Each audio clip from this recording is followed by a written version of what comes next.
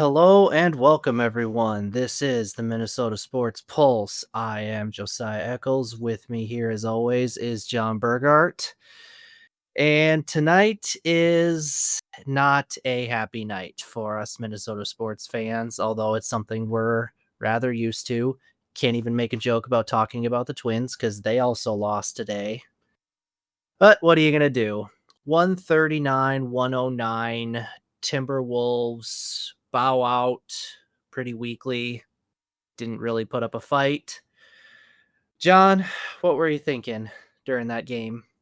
Well, I'm thinking this is a really, really tough week for Minnesota fans in general. Two of our professional sports teams were seasons ended essentially, and in terrible fashion, I might add, both the Wild and the Timberwolves. So, as I'm sure you can tell from my voice, I'm a little disappointed and borderline depressed over what happened throughout this series. I mean, there is one good silver lining, okay? The silver lining is we made it to 6 games, and there was not a soul in the world besides maybe myself and some other delusional Minnesota Timberwolves fans that said we would make it to 6 games. So that's a positive. We defied all odds, and we beat the 4-0 and the 4-1 predictions. So there we go. That's a good silver lining. Other than that, it really is pretty bare. And it's kind of tough to go into. I mean, granted, like we're just gonna jump right into this and kind of go into what we watched and the game flows and all this stuff. But we also want to talk about the series as a whole within this episode, too. So we'll start with this game and kind of go into it all. But this game, obviously, San Antonio came out firing and they hit 4 of 5 3-pointers in the first couple minutes, and that kind of hit us right in the teeth, and we never really recovered. I mean, that's just kind of how it goes. Our shooting couldn't compare, and our defense didn't help either throughout the rest of the game. And because of that, and our shooting, like I say, was bad and has been the entire playoff series, and just the playoffs in general. We were never able to come back. We made a push for it there for a little while, right before halftime. We made a push, and we were texting back and forth. If we can get it to single digits, that's a positive. But we were also down by like 27 points at one point before that, right? We dug ourselves into a massive hole. And we've done that in almost every single game of this series. And that's the unfortunate part. Um, there's one outlier of this series, and that's game one, where we went into San Antonio and got a dub, 104-102. But after that, every single game was really not a good game. I mean, even the one that we won, we discussed saying that it really wasn't that great of a game. We played pretty average, but we ended up getting the W at the end, right? So that's just kind of a tough way to go out. I don't know. What did you think? Your initial thoughts here right after the game's over? That this Spurs team they showed that they wanted it more.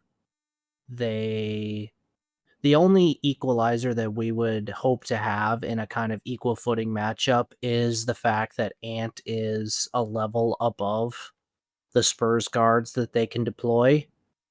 But, there was a report out there. I think Dwayne Wade said that the Timberwolves coaching staff said that Ant is at best 60% right now. And I mean, he left it out on the floor. He tried, I mean, he but scored 24 points. So, I mean, yeah, like, I mean, took a lot of shots. I mean, yeah. he's not in the playoffs, he's usually a locked in defender and provides that effort. And he just couldn't bring it on the defensive end. And without him, and then you also factor in, Dante DiVincenzo, who was been one of our best players, maybe our second best player for the season and through, the few games in the playoffs that he was playing.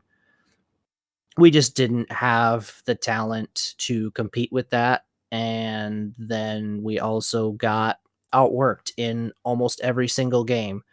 Um, their guards are getting offensive rebounds. The rebounding numbers tonight were just stupid different. And I mean, Yeah. part of that you can attribute just we can't we couldn't hit a 2-point shot to save our lives. Again, Well, just horrendous shooting numbers lead to a lot of defensive rebound opportunities. The Spurs couldn't miss. An interesting wrinkle to start the game. We started with Julius Randle on Wemby and Rudy Gobert on Steph Castle, which I don't hate that in general. Steph Castle during the regular season was like a low 30% three-point shooter. And in the playoffs, he's been shooting 40 plus percent. And he decided to start the game 3 for 3 and ended up 5 for 7 on the night with Rudy Gobert sinking way off of him, which is unfortunately the inverse of Jaden McDaniels, who was a plus 40% three-point shooter the entire regular season. And in the playoffs shot like 20%. Like, so it's an unfortunate, dynamic there, and it just like you said, they started 4 for 5, dug into a hole. Every quarter that starts, we dig ourselves a hole. That starting lineup can't hang with the Spurs, and it's they kind of depressing to yeah. say that, but it's true. I mean, we talked about it, how the Spurs are just more athletic than the Timberwolves, and usually athleticism is our strength, right? We're usually more athletic than the teams that we place or play. And we didn't really know how to adapt to that. And now, granted, we're also not 100%, like, and we discuss that every single episode. But as fans, it's really tough to sit there and not have the same expectations that you would even if you were 100%, right? Because obviously you're hopeful that they're going to come out, they're going to play hard, and they're going to get to Devon force a game 7. And unfortunately, that wasn't the case today. It was just honestly an all around rough playoff showing from the Timberwolves. Like, I know that we went out and beat Denver, and a lot of that I think is attributed to how our defense played versus our offense. Because we talked about how our offense, like shooting, wasn't even that great within that series, but we played lights out on defense. I mean, we made them work for every point, and we had them off their game for most of that series. And then we come to this series against a team who's far superior in defense than Denver, as we discussed going into it, and our shooting woes continued. So we just had no offensive firepower at hardly any point within this series at all. And our defense kind of let us down a little bit as well, as we can see in this game where San Antonio, shot nearly 50% from the 3-point line and over 50% from the 2-point line. Like it's just ridiculous how in the second half we did not get a single stop for our life. Like, I don't even know if there was 2 single possessions where they went back to back without a We didn't get a bucket. Like, stop in the first half either. They scored 74. I understand that. Like, it's rough, but you know what I mean? We usually lean on our defense as a huge crutch, and we Mhm. couldn't do any of that today. And plus, we can't lean on our offense because we know that this whole series they haven't been there. I was hoping that they'd be like, you know what? We were just playing with you guys for the first few games. We're going to come out and shoot 50% from 3 and 65% from 2, and we're going to put up 174 points. But that turned out to be the Spurs. It's tough because, like, I want to just deep dive a little bit into some of our players. Like, we had people not show up at all within the series. Not like Randall. Look, he had 3 points tonight. Randall didn't show up at all throughout the entire series. He had 17 points last game, but we discussed that most of those 17 points were after the game was already over, right? Like, it was at the end of the game, it was already over. Okay, cool, whatever. He probably averaged like 10 points a game for the entire series, which is pretty bad. Rudy did absolutely nothing the entire series, as you've said the last couple episodes. Like, he's had maybe 1 or 2 decent games, but nothing compared to the first series where he played out of his mind against Denver. Okay, can't expect that. I mean, I'll be honest, same thing with McDaniels. McDaniels had a terrible first half. It was awful. And then he comes out in the second half and he, has 13 points to make himself look a little better. I don't know. It's weird. The only bright side for tonight that I really think is Nas, and he came out firing and played well. He didn't continue it in the second half, unfortunately, with the scoring options, but he came out and he was the only reason that we were semi salvageable for that first half. I mean, it was just insane, some of the shots that he made and whatnot. Io was kind of disappointing tonight as well on the offensive side. He had a couple good assists, but offensively, he didn't score any points until midway through the fourth quarter or whatever it was. We were already down by 30 some points, and he then decided to make a couple of layups here and there. So it's really difficult when nobody on your team can score. We're counting on 1 to 2 guys every single night to get buckets, and everybody else is just there filling space. Yeah, unfortunately, the way to beat the Spurs is you either have to find a way to get Wemby out of the game, or you just have to be shooting the ball lights out with ball movement. He changes so much of what you're able to do. Um, Part of McDaniel's struggles is again what I talked about. You know, he's a 41% 3-point shooter for the regular season. You know, very good numbers for him, but his 3-point shot left him in these playoffs, and where he can make up for that with his mid-range and attacking the basket. Wemby erases that. Yep. So He does that he's for everybody, not just McDaniels. I yeah, think and that's why a lot of our 2 point well, shooting was a little bit lower I too, you mean, know. yeah, but I think specific types of players like the 2 guys who had the most success attacking the basket, you know, relatively speaking, was Ant and Shannon. You know, 2 guys who are a little bit stockier and they're going right at with speed and athleticism and energy, and that's not McDaniel's game.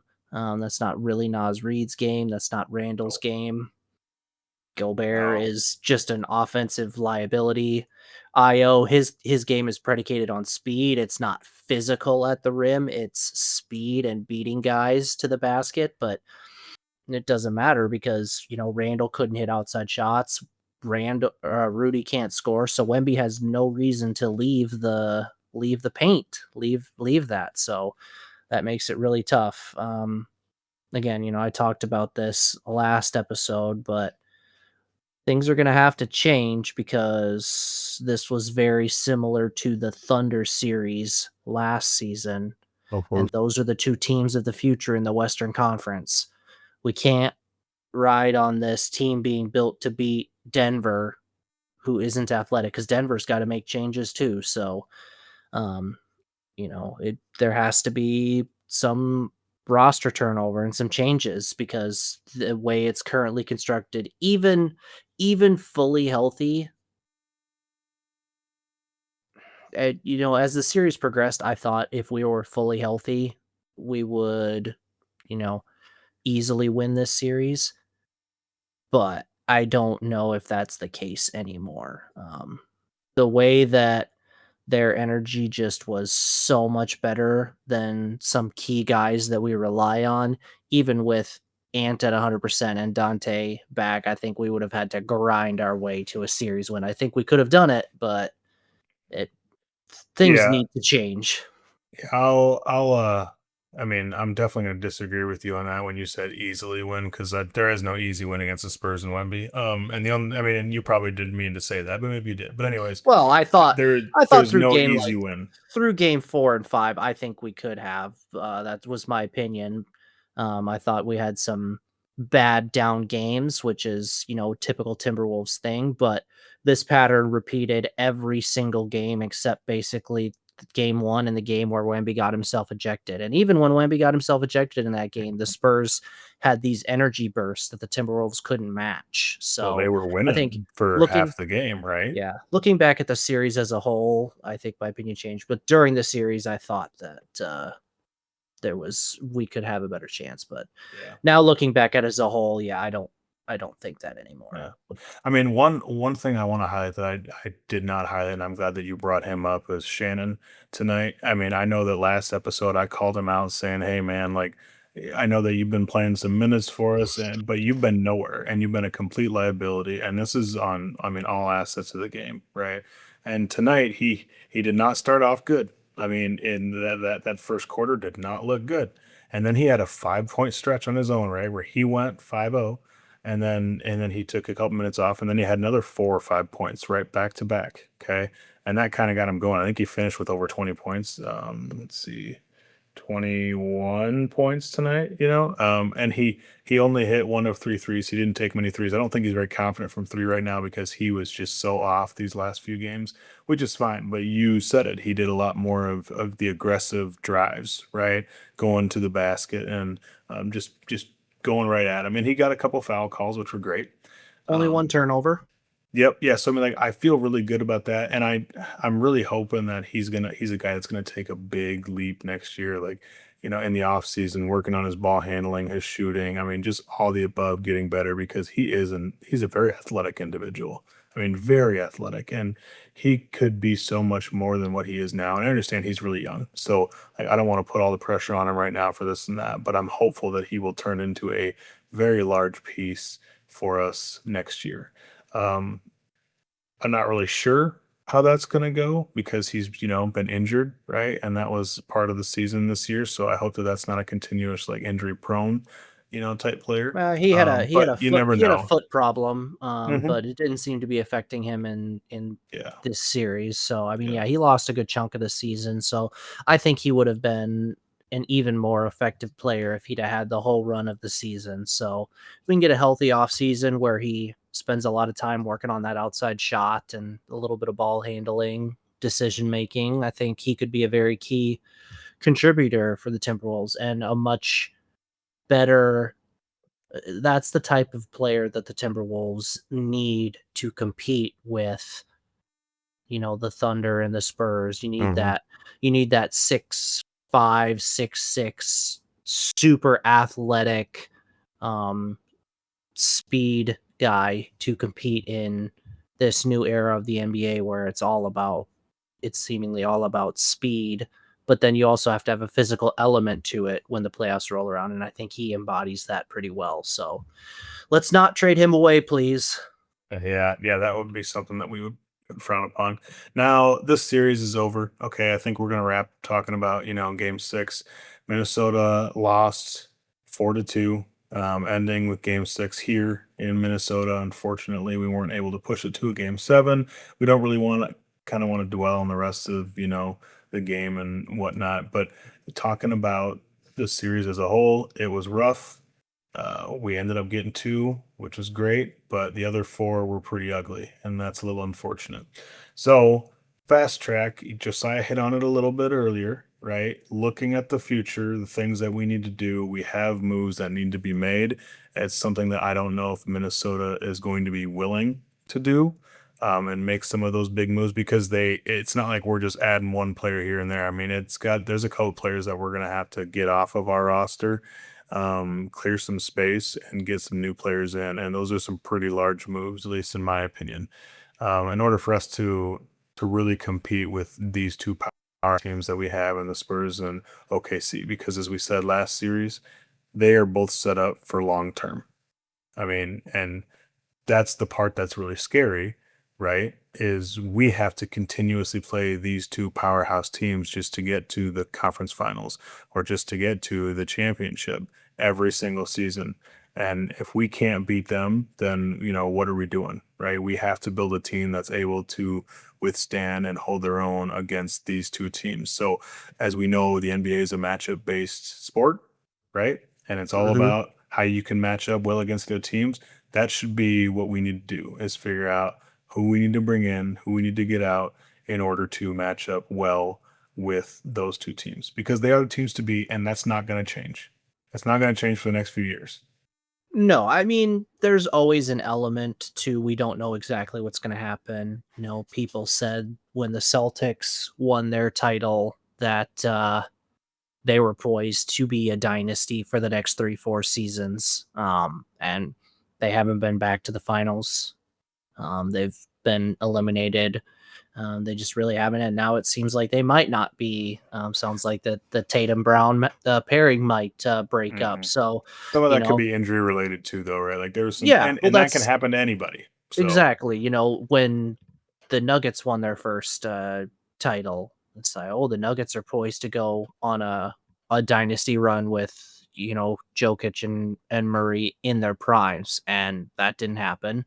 You know, Giannis is in his mid to late 20s and had a great finals performance. Oh, he's going to start a dynasty in the East. Well, that didn't happen either. So there hasn't been much of a dynasty run. We'll see if the Thunder can pull it off. They're gonna have their work cut out for them with these Spurs. Mhm. I can't decide how I'm gonna feel about watching that series. You know, Honestly, I don't even care. I don't. I do not care because I don't like either of them. I mean, I think Wemby is a freak alien, and I respect the athleticism for his size and what he does to the game because he is a true game changer. Like sitting a 7'4" individual in the middle of the paint on defense at all times. I mean, you can't come within 15 foot of the basket and not expect your shot to get blocked. That's a problem. That changes the entirety of the game. Like I've never seen a player in my time come in and do something like that. And it's all because of his sheer size and athleticism. He can just move and his wingspan is insane. Like I don't know how you compete with that. And it's not a crutch or an excuse. I think it's amazing to watch at times, but it's also super frustrating when you're on the other end, right? Like how can that happen all the time? How can somebody that big be that good? I mean, I want right. him on my team. Well, the secret is to win a lottery, draft a generational talent, and then essentially not be good the next season, so that you can then draft Dylan Harper with the number Yeah. 2 overall pick, And have him come off your bench. and have him come off your bench. Yeah, it's a nice problem to have for the Spurs. Well, when's the last time we had one of those picks? It was Ant, right? The Timberwolves have had their share of top draft picks, but they have not nearly been as good at drafting players and Well, I think Ant's been the highest pick that we've had in the last how many years? well, I mean, we also drafted Andrew Wiggins and Carl Anthony Towns. Those were Yeah, both and number 1 overall picks. yep. And Kevin Love was Kevin Towns was Love more than fine. But Kevin Love was a top 5 pick. oh, good So, old Kevin Love. the Timberwolves have had plenty of top picks over the last few years, but none of the players they drafted were Wemby's caliber. Yeah, which And most aren't. yeah, So yeah.